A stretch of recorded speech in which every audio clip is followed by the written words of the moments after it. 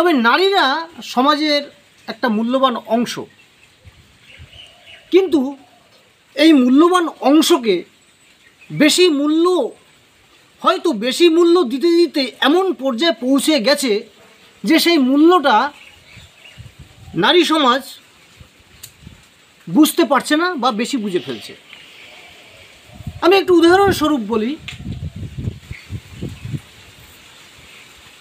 এই যে মহিলারা দেখবেন তারা পরপুরুষের সোহাগ কত মিষ্টি, এই যে দেখবেন অনেকে বাকুম বুকুম চেহারা, কত সুন্দর আলাপ, কত সুন্দর একেবারে। কিন্তু আমি এই যে মহিলাদের সংখ্যা সমাজে দেখা যাচ্ছে, তাদের অধিকাংশ আপনারা খোঁজ নিলে জানতে পারবেন, তাদের অধিকাংশটা, কিছু কিছু আলাদা, অধিকাংশটা তাদের স্বামীরা তাদের স্ত্রীদের খুব ভালোবাসে, সম্মান করে, এবং সেই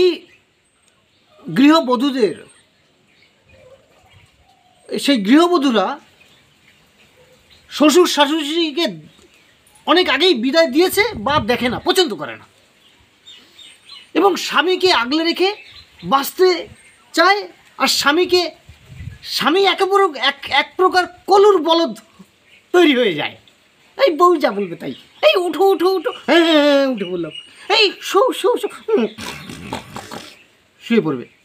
এই যে অতিরিক্ত সম্মান দেওয়া, সেটা সম্মান থাকে না, এবং নারী সমাজ সেটাকে বুঝতে পারে না যে আমরা তাকে কতটা তার থেকে নিতে হয় এবং কতটা দিতে হবে। এই যে ব্যালেন্স, এটা আজ লুপ্ত হয়ে বসেছে।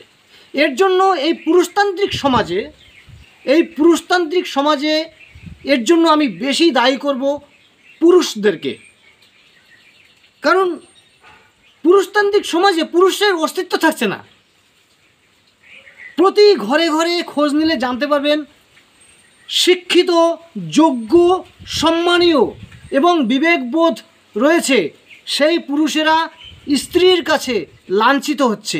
হ্যাঁ, খোঁজ নিয়ে দেখবেন সমাজে পুরুষেরা সাইলেন্স কিলিং হচ্ছে। সাইলেন্স কিলিং মানে, আমার ভাই এসেছে, পরে কথা বলছিস মিল্টন। তো তারা সাইলেন্স কিলিং হচ্ছে, তারা মনে মনে, অন্তরে অন্তরে প্রতি মুহূর্তে শেষ হয়ে যাচ্ছে, মরে যাচ্ছে, অথচ তারা